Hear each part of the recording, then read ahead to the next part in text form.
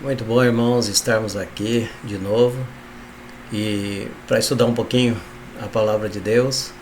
Esse momento muito especial em que a gente vai reportar um texto lá do Velho Testamento, um texto num episódio em que Davi ele vai recuperar a Arca da Aliança, um símbolo muito forte da presença de Deus no povo que estava sob posse dos filisteus. E o texto é o texto de 2 Samuel, capítulo 6, versos de 1 a 11. O texto nos diz assim: De novo Davi reuniu os melhores guerreiros de Israel, 30.000 ao todo. Ele e todos os que o acompanhavam partiram para Baalim, em Judá, para buscar a arca de Deus, a arca sobre a qual é invocado o nome do Senhor dos Exércitos, entronizado entre os querubins acima dela. Puseram a arca de Deus num carroção novo e a levaram da casa de Abinadab, na colina. Uzá e Aiô, filhos de Abinadab, conduziam o carroção. Com a arca de Deus, Aiô andava na frente dela. Davi e todos os israelitas iam cantando e dançando perante o Senhor, ao som de todo tipo de instrumentos de pinho, harpas, liras, tamborins, chocalhos e símbolos. Quando chegaram à eira de Nacon, Uzá esticou o braço e segurou a arca de Deus, porque os bois haviam tropeçado. A ira do Senhor acendeu-se contra Uzá por seu ato de irreverência. Por isso Deus o feriu, e ele morreu ali mesmo, ao lado da arca de Deus. Davi ficou contrariado, porque o Senhor, em sua ira, havia fulminado Uzá. Até hoje aquele lugar é chamado de Perez Uzá. Naquele dia Davi teve medo do Senhor e se perguntou: como vou conseguir levar a arca do Senhor? Por isso ele desistiu de levar a arca do Senhor para a cidade de Davi. Em vez disso, levou-a para a casa de Obed-edom de Gate. A arca do Senhor ficou na casa dele por 3 meses, e o Senhor o abençoou e a toda a sua família. Então, os irmãos vejam aqui já, começando essa história tão bacana do povo de Israel, tão bonita, em que Davi, com toda a alegria dele, imagine a alegria dele em estar conduzindo a arca. A ideia dele era levar a arca para a cidade de Jerusalém.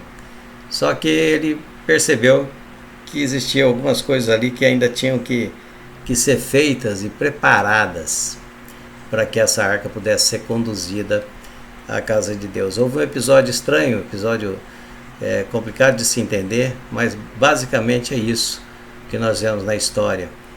A arca sendo levada, saindo da casa de Abinadab, e iria para Jerusalém, e no percurso a arca deu de cair, a gente imagina assim, de um carro de boi, e o rapaz, um dos meninos, tentou ali segurar a arca, e ele foi de uma certa forma penalizado pela irreverência como Deus tratava as pessoas que tocavam na arca.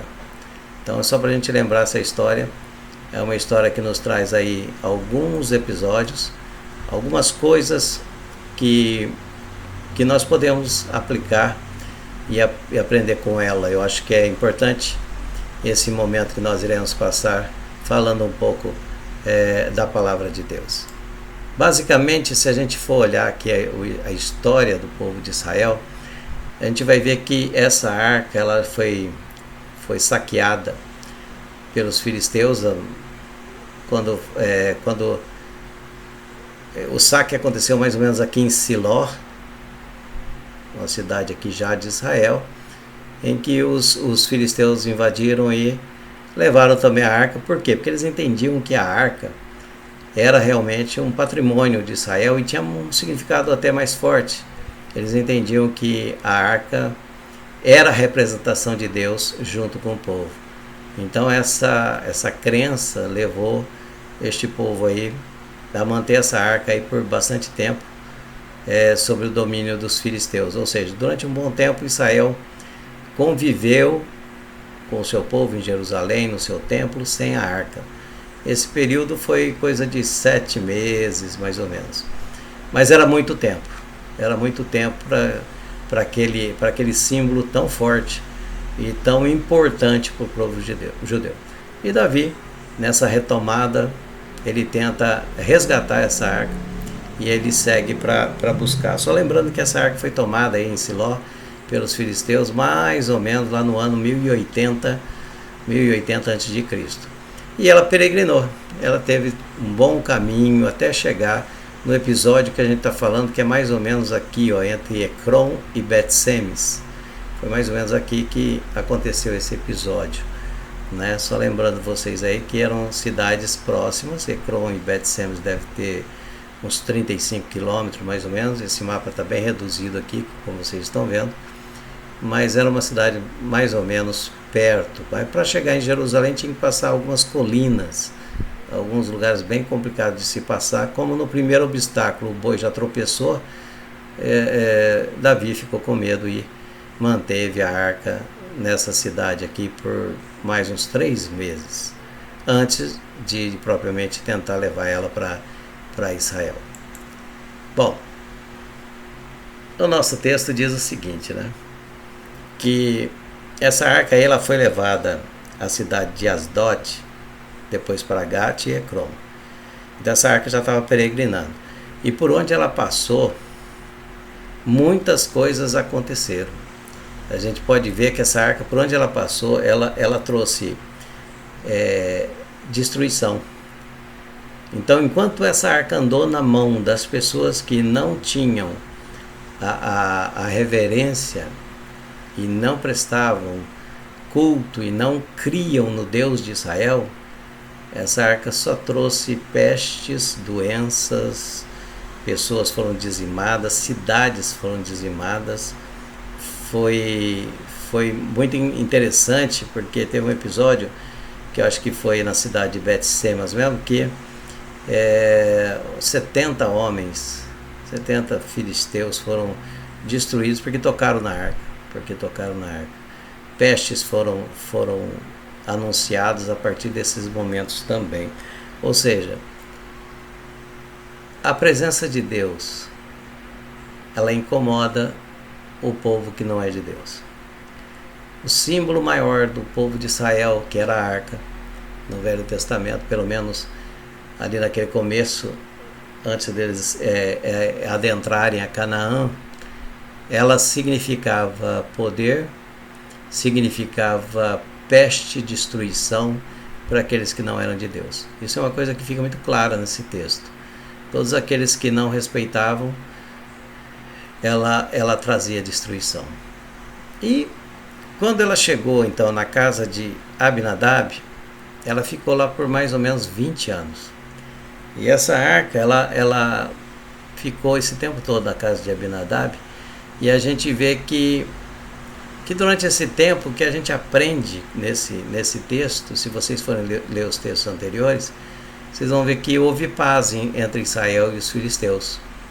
Por quê? Porque ela, de certa forma, ela garantiu essa paz. A partir do momento que a arca tinha sido devolvida, né? Se a gente for ver no texto, a arca foi devolvida. Ninguém mais queria ficar com a arca. Então, os homens, eles ficaram com medos, né? E a gente vê que o temor dessas pessoas, eles começaram a temer a presença da arca e começaram a devolver a arca, né? E pensaram em devolver e entregaram essa arca de volta, que essa arca ficou na casa aí de Abinadab por 20 anos. É o episódio que nós estamos, né? Davi tentando tirar da casa de Abinadab e levar direto para Jerusalém, que ele não consegue, é o pedaço do texto que nós lemos. Mas a gente vê aí que na casa de Abinadab ficou 20 anos, gente. É muito tempo, é muito tempo. E nesse período todo que essa arca ficou, praticamente longe de Jerusalém, como Israel ficou espalhado ali naquela região toda, uma coisa que nos chama a atenção é que os lugares de adoração, que basicamente era o templo, e a presença da arca durante as manifestações espirituais do povo de Israel, quando ela não estava presente, foram criados aí alguns lugares de adoração e foram distribuídos nas cidades ali de Jerusalém. Então, criou-se os oráculos, os pontos de adoração. E esses oráculos, bem depois já, eles foram mantidos. Davi entrou, Salomão entrou, e Josias entrou, e muita gente queria destruir esses pontos de adoração por julgar que eles estavam sendo aproveitados ou idolatrados ou utilizados por outros povos, e realmente já não tinha mais sentido em ter isso aí espalhado pelo povo, porque já tinha um centro de adoração. Então esse oráculo construído nessa época, distribuído nas cidades, se tornou um problema bem sério para o povo de Israel depois do reinado de Davi. Mas nesse período aí, né, a gente vê que Samuel já estava começando o seu ministério, né, e que já existia assim esses lugares criados. Então já estava mais ou menos lugares de adoração, que eles também chamavam de outeiros, né? Eles já estavam assim permitidos, já estavam bem estabelecidos em Israel, já tinha vários pontos que eles chamavam pontos de adoração.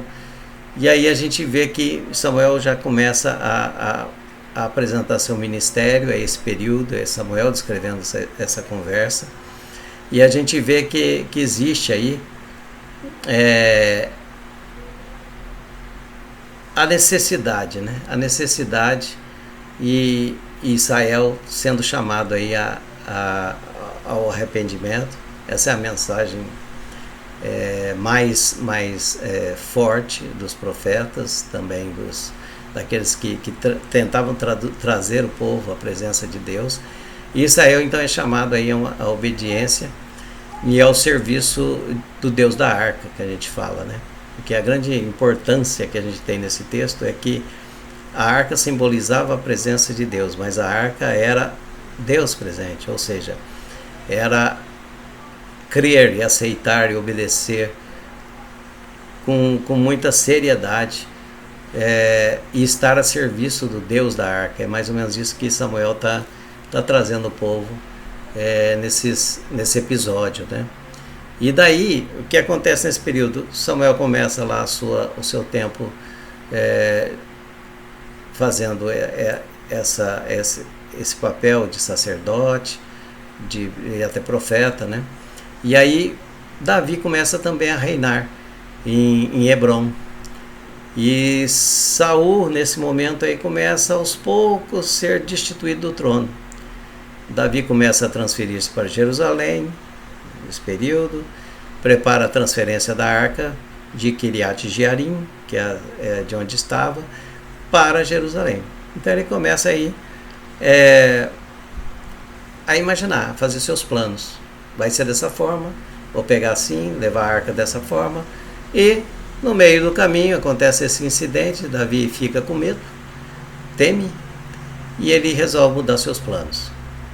E aí nós vemos que, pelo texto, que a palavra nos ensina que ele transferiu essa arca para uma casa de um homem chamado Obed-Edom, e lá ficou exatamente 3 meses.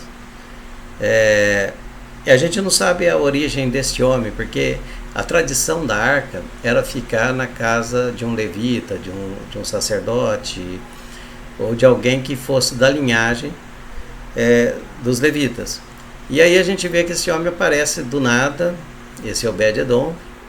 A Bíblia não nos fala, mas fala que ele era geteu. Geteu era uma cidade, era um povo que não era dessa origem, da origem dos levitas. Então traz uma certa dúvida de por que foi para casa desse homem, né? Mas o fato é que, de alguma forma, esse homem estava envolvido ali com aquele transporte, ou alguém ali muito próximo, e de certa forma ele devia ter alguma linhagem, que eu não sei, a Bíblia não deixa claro, mas que não ia transgredir a ordem de transporte da arca, ou seja, ficou numa casa de alguém que realmente já tinha o temor de Deus.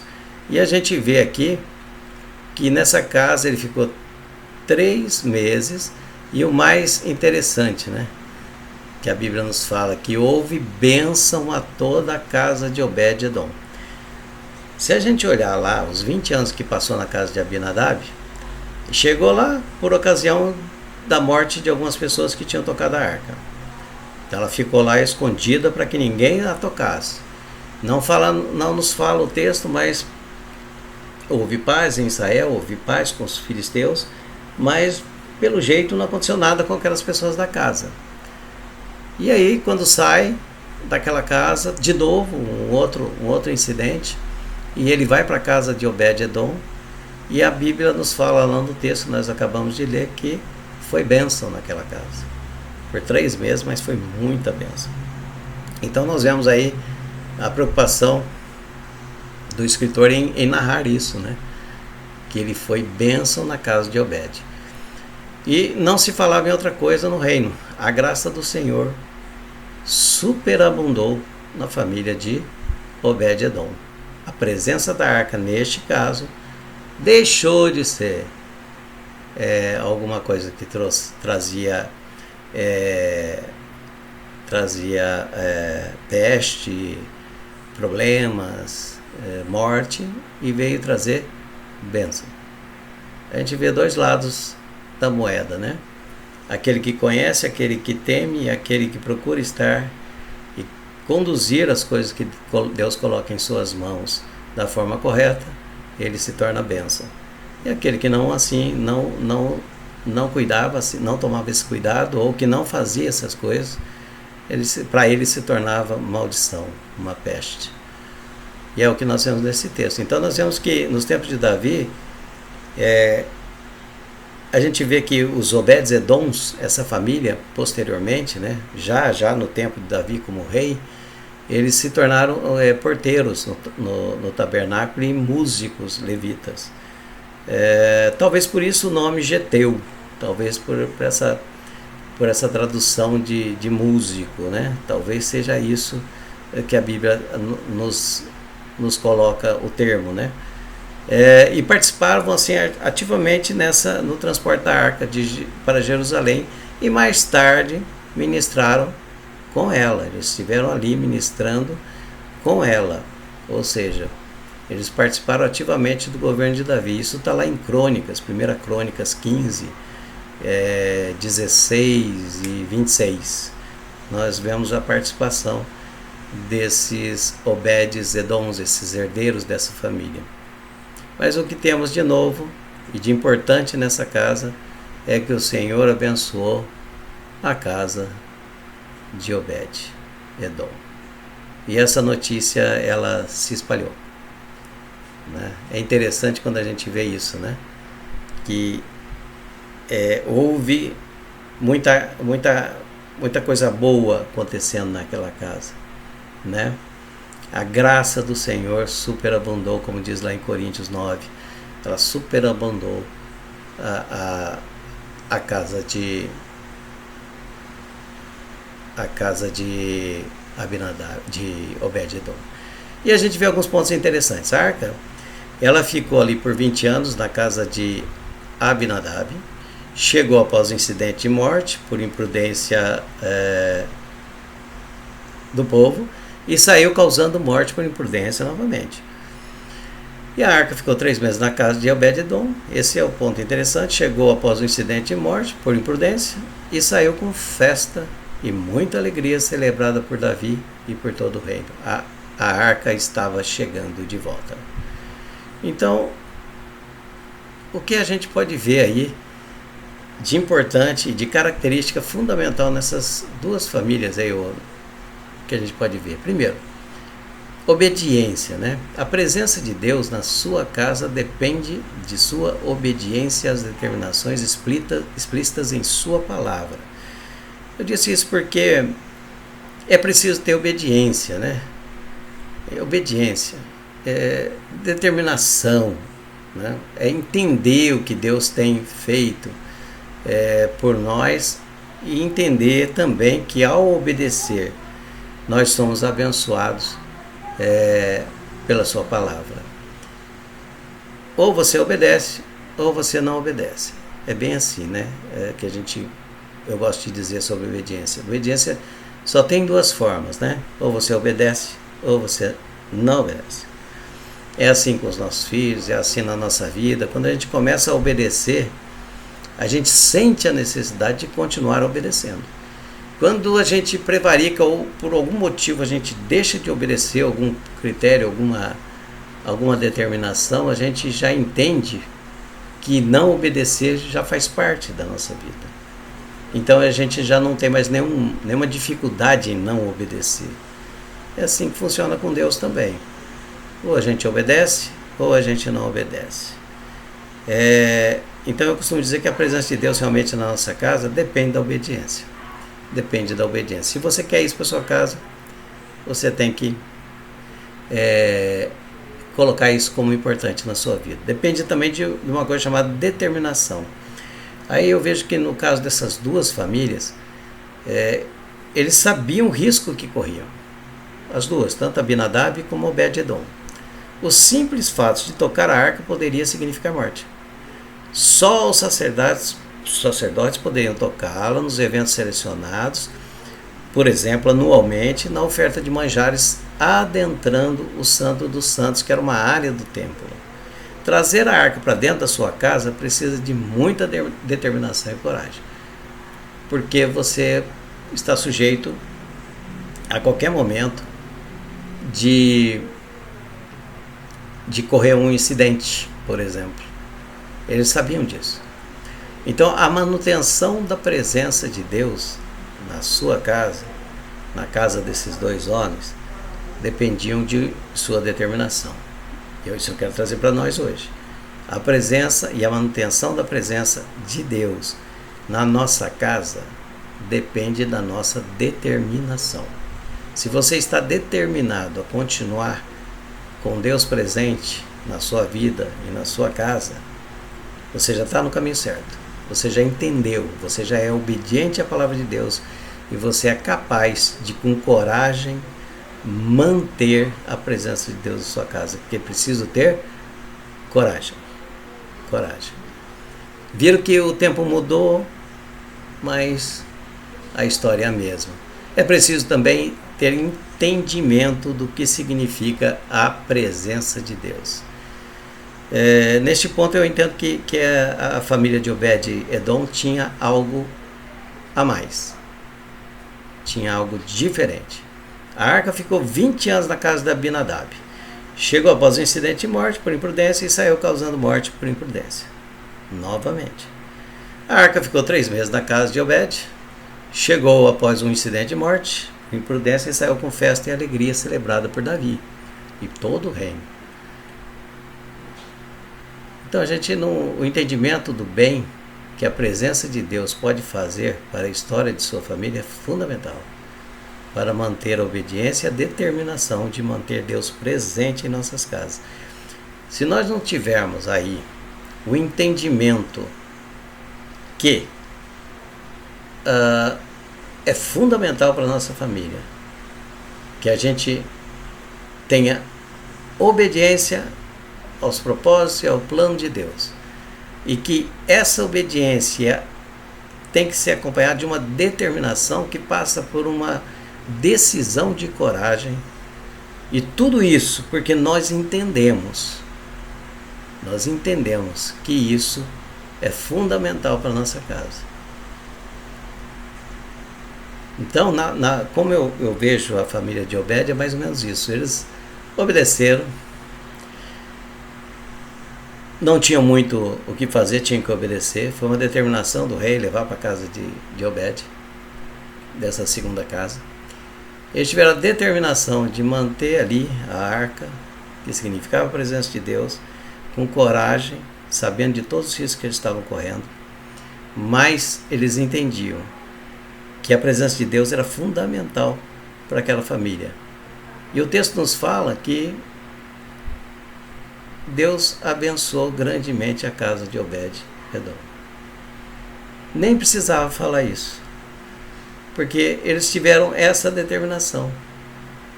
Eles não foi como na casa de Abinadab, que ficaram 20 anos lá, provavelmente escondida essa arca, totalmente escondida, com medo de alguma criança, alguém tocar essa arca involuntariamente e morrer.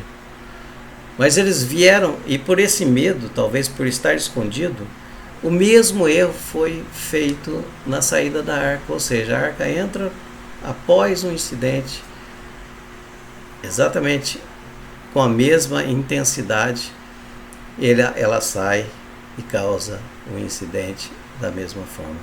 Ou seja, não houve crescimento, não houve entendimento, não houve aí determinação e coragem para que aquilo fosse passado para as pessoas, para que a história fosse passada para aqueles da casa, e talvez ficasse esquecido, e aquele menino, aquele jovem toca a arca involuntariamente, provavelmente por não ter sido estabelecido por várias vezes que Deus não se alegrava e não aceitava esse tipo de reação.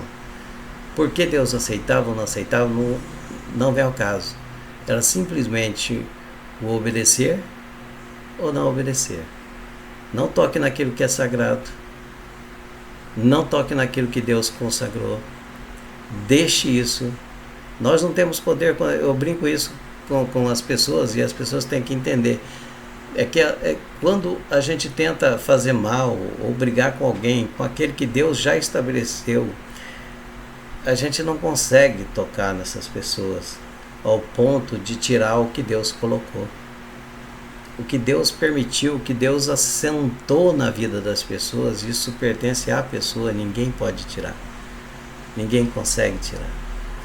E é mais ou menos assim quando Deus estabelece a arca. Olha, isso aqui é a minha presença, é a representação da minha presença. Se ela está contigo, está com você, ninguém vai conseguir nem tocar. É como se alguém tentasse tocar naquilo que era de Deus, o mais sagrado. E é assim que Deus muitas vezes permite que as nossas vidas caminhem, porque Ele nos colocou dessa forma, como alguém que Ele está sempre olhando e cuidando para que as coisas não aconteçam da forma como tem acontecido em algumas famílias. E aí nós vemos aí o que ficou registrado aí sobre essas famílias, né? Que a gente tem de registro. A família de Abinadab ficou lá 20 anos, sem registro de bênção. No transporte da arca, seu filho Uzá é morto, por não estar preparado para transportar a arca. A família de Obed ficou com a arca 3 meses, e a história registra que a família foi abençoada pela palavra de Deus. As duas famílias tiveram a mesma oportunidade de desfrutar da presença da arca. As duas famílias tiveram a mesma oportunidade. Uma sai com saldo negativo e a outra sai abençoada por Deus. O que de diferente aconteceu nessas duas famílias? O porquê foi diferente nessas duas famílias? Volto a dizer, o entendimento de que a obediência era importante, era fundamental, e que a determinação de manter a presença de Deus na sua casa pode mudar tudo. O que eu quero dizer basicamente é que você pode estar pensando assim: eu já tenho 30 anos que eu estou na igreja, 40 anos que eu estou na igreja, então todas as bênçãos de Deus já aconteceram na minha vida. E de repente você vê uma pessoa recém-convertida, tem ali 2, 3 meses só, chegando à presença de Deus e sendo tão abençoado por Deus, e você fala: puxa vida, meu Deus, o que está acontecendo? Méritos diferentes?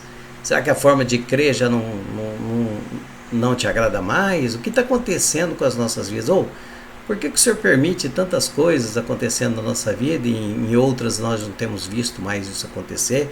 Por que tal família é mais abençoada ou menos abençoada que a minha? Enfim, são esses questionamentos que nós temos. E nós esquecemos que a oportunidade está sendo dada. A oportunidade, esse texto é muito claro. Eu te dou uma oportunidade, e para você eu ainda te dei por 20 anos, por muito tempo. E para você, estou dando por pouco tempo. Você vai desfrutar pouco tempo. da presença de Deus na sua vida, mas vai ser abençoadora para a sua família. Você ficou lá 20 anos e não foi abençoadora para a sua família.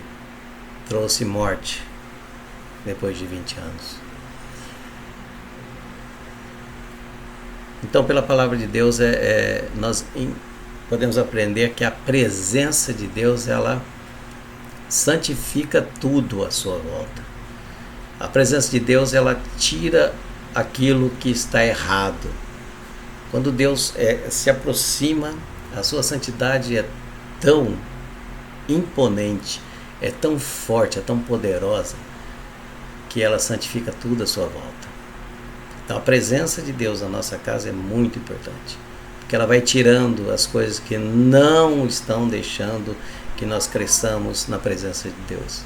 Então a presença de Deus é fundamental, entender que ela é fundamental, e mais do que isso, obedecer a palavra de Deus, crer que a presença é fundamental e com determinação, com coragem, sabendo de todos os riscos que nós corremos por estar nos colocando na presença de Deus. Corremos riscos, sim, mas correremos muito mais riscos se assim não estivermos. Mas se a obediência existir, nós estaremos sendo alcançados pela graça. Uma segunda coisa que a gente aprende, né? Que a palavra de Deus, a presença de Deus, ela não permite imprudências, né? Isso é muito interessante, porque temos feito coisas aí à torta e à direito, temos visto algumas pessoas que se dizem até evangélicas e fazendo coisas à torta e direito, fazendo coisas erradas, realizando coisas erradas, participando de coisas erradas ou crendo em coisas absurdamente contra a palavra de Deus, alimentando pessoas, sonhos que não estão estabelecidos ou que não fazem parte do plano espiritual para as suas vidas. Então quando a gente vê a presença de Deus na nossa casa, essas imprudências, esses erros, essas incorreções, elas deixam de existir. Elas ficam tão claras, tão assim, de certa forma, demonstradas no nosso coração, no nosso entendimento, que a gente percebe logo que está no caminho errado. Outra coisa que a presença de Deus faz, e é por isso que eu recomendo, precisa ter determinação, porque ela abençoa toda a casa. Não é só o pai e a mãe, não, são os filhos, eles são abençoados pela graça. Os nossos filhos, os nossos pessoas que convivem conosco na nossa casa, pessoas que nos chegam à nossa casa, a empregada da nossa casa, a pessoa que trabalha conosco lá no nosso trabalho, que está mais presente conosco, que está nos acompanhando, recebem dessa bênção, porque a casa é abençoada, porque as pessoas transmitem o amor de Deus. E uma coisa interessantíssima é que a presença de Deus traz alegria. A presença de Deus era tão forte na casa de Obed que saiu cantando. A gente vê depois o texto, quando ele levando lá para a arca, para Jerusalém, a alegria do povo, a alegria das pessoas que portavam aquela arca. Já o medo não existia, já não se existia mais o medo de transportar a arca, porque sabia que a arca era muito mais do que um simples fulminador, né? Alguém que matava as pessoas, que destruía. Não. A presença de Deus com essa arca traz alegria. Vamos cantar, vamos nos alegrar, porque é assim que nós temos que nos comportar diante de Deus. E aí eu queria que você pensasse um pouquinho, né? Quanto tempo a sua casa está na presença de Deus? Você fala isso hoje? Sei, na minha casa, eu sou casado há 33 anos, então eu imagino que ele está há 33 anos na minha casa. E aí eu pergunto assim, mas o que ela tem feito de diferente? Que alegria tem trazido na sua casa? De que forma isso pode ser notado na minha casa? Como as pessoas olham para a minha casa e imaginam ali a presença de Deus lá, como tem sido esse vivenciar. E aí eu digo para você que se já passou esses 33 anos, no meu caso, por exemplo, de que ainda não sinto isso, essa alegria, ou que a minha casa não ainda está vivendo esse momento de alegria, quem sabe Deus está concedendo alguns mais 3 meses, alguns mais dias, alguns mais anos, alguns mais momentos para que você possa refletir sobre isso e trazer alegria para sua casa. E mais do que isso, trazer a obediência de Deus com coragem, com determinação, entendendo que é fundamental para a sua vida e para a vida da sua casa, dos seus e dos seus queridos, que eles sejam abençoados por Deus. Pense nisso. Já viveu 20 anos, 30 anos, 15 anos, quanto tempo tem na sua casa? Não sei quanto tempo você fala, mas Deus está aí dando mais uns 3 meses. Deus deu uma paradinha com a arca, na sua casa hoje.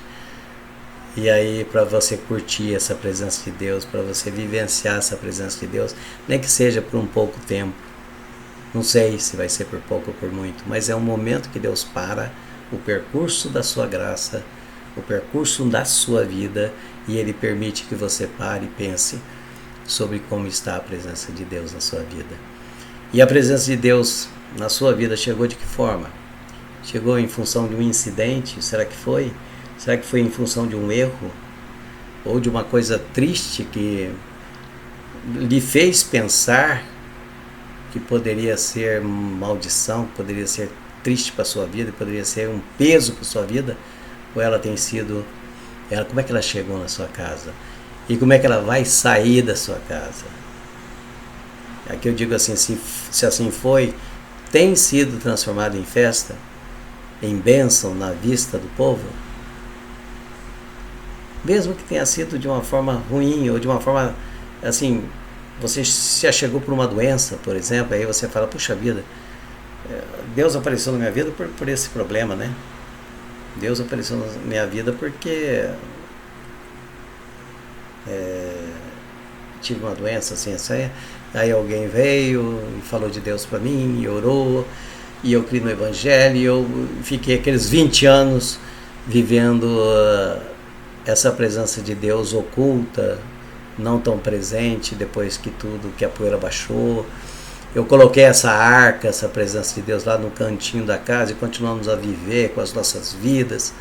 Deus está te dando um momento agora do tipo, pode pôr num lugar de expressão, mostre que está na sua casa, coloque no quadro, na parede, em todos os lugares da sua casa e mostre a alegria de estar sendo transformado e abençoado pela graça e presença de Deus.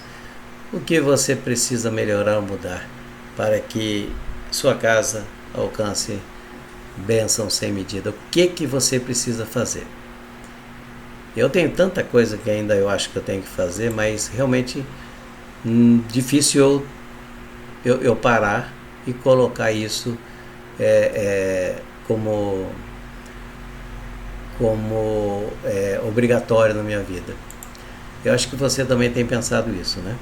A gente coloca aí muitas coisas, muitos planos, a gente faz inúmeras provisões, e a gente esquece de que Deus agora nesse momento, Ele te deu aí, um momento.